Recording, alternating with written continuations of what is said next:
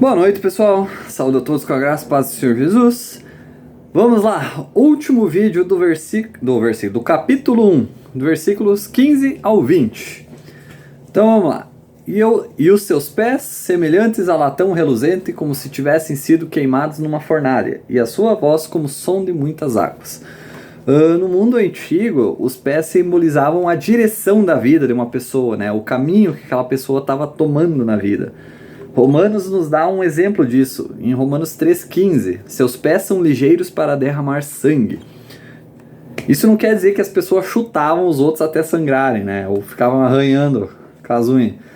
Mas sim que suas escolhas de vida eram voltadas para um caminho de violência, né? Um caminho de sangue. Então a razão de João descrever os pés de Jesus é para mostrar que ele caminhava um caminho de justiça e paz. Ele não veio para condenar, mas para salvar. João 3,17, Deus enviou seu Filho ao mundo não para julgar o mundo, mas para salvar o mundo por meio dele. Só que agora seus pés estão apontando em outra direção. Ele está vindo para julgar aqueles que o rejeitaram, né?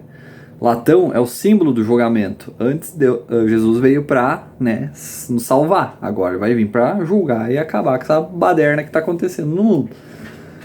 E os pés de Jesus são como latão reluzente. Nos altares antigos havia fogo, que simbolizava o julgamento de Deus, do pecado, né? E o latão era o material do altar em si, porque era o material que aguentava o calor. Versículo 16. E tinha na sua mão direita 7 estrelas, e da sua boca saía uma espada afiada de 2 gumes, e o seu semblante era como o sol brilhando na sua força. Aqui, o próprio versículo 20 já vai nos dizer o que são essas estrelas, né? O mistério das 7 estrelas que viste na minha mão direita e dos 7 castiçais de ouro. As 7 estrelas são os anjos das 7 igrejas, e os 7 castiçais que viste são as 7 igrejas. Então aqui já no versículo 20, né, diz que as estrelas são anjos. No entanto, no original a palavra angelos significa mensageiro, então ela pode ser tanto para um ser espiritual como para um humano. Nesse caso aqui, são humanos, né? São os pastores dessas 7 igrejas da época que tinha na Ásia. Isso é confirmado porque João precisa escrever esses anjos, né, daquelas igrejas. Se fossem anjos mesmo, não ia precisar de carta. Mas então por que esses pastores seriam estrelas? A resposta estaria em Daniel 12:3. Aqueles que são sábios brilharão tanto quanto o céu, e aqueles que conduzem muitos à justiça brilharão como as estrelas para sempre. Então é o trabalho do pastor ensinar sobre a palavra, de levar a justiça para os outros. O julgamento para eles é mais duro, mas a recompensa também é maior. 1 Pedro 5:2-4. Cuide do rebanho que Deus lhe confiou. Cuide disso de bom grado, não de má vontade.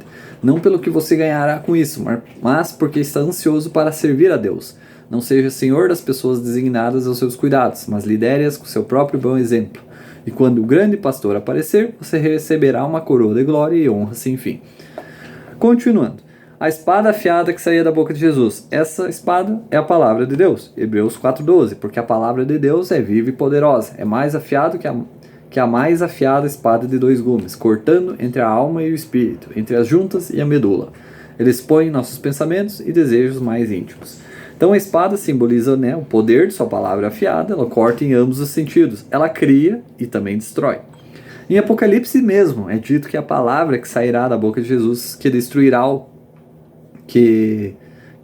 todos os exércitos, né, que estarão atacando Israel. Esse vai ser o clímax.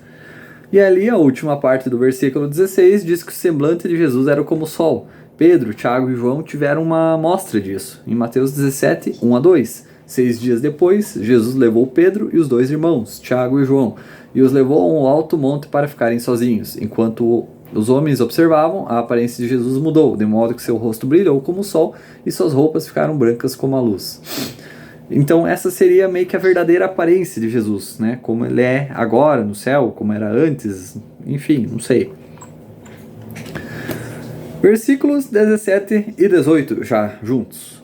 E quando eu vi, caí a seus pés como morto, e pôs sobre mim a sua mão direita, dizendo-me: Não temas, eu sou o primeiro e o último, eu sou aquele que vive, estava morto, eis que estou vivo para sempre. Amém. E tenho as chaves do inferno e da morte. Então João estava ali paralisado de medo, tipo aqueles sonhos que tu não consegue se mexer. É o mesmo que os guardas da tumba o mesmo tipo de medo que os guardas da tumba de Jesus experimentaram.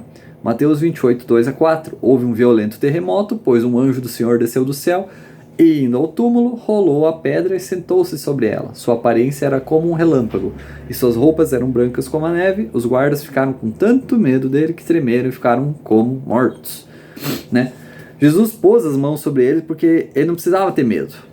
Nós que temos Jesus como nosso Senhor e Salvador, a gente não precisa temer. A gente sempre imagina, né, como seria encontrar com Jesus finalmente. Cair a seus pés, o adorando, o abraçando Jesus, né? Só que se você não aceitou Jesus, aí sim vai precisar temer. Mas só vai acabar descobrindo depois.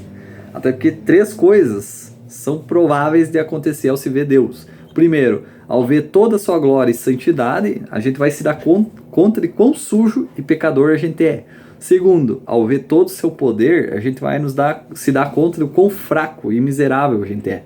E terceiro, ao ver sua presença, a gente vai ver o quanto a gente de fato merece ser punido, né?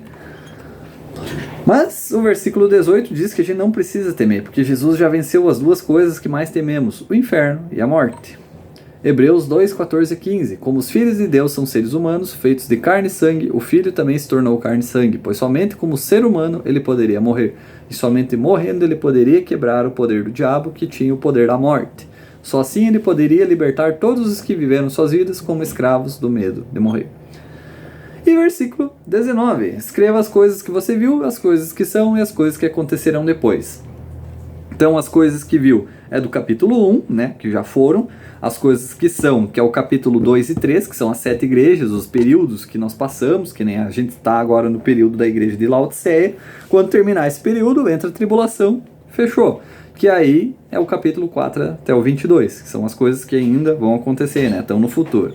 E o versículo 20 já foi, então aqui finalizamos o capítulo 1.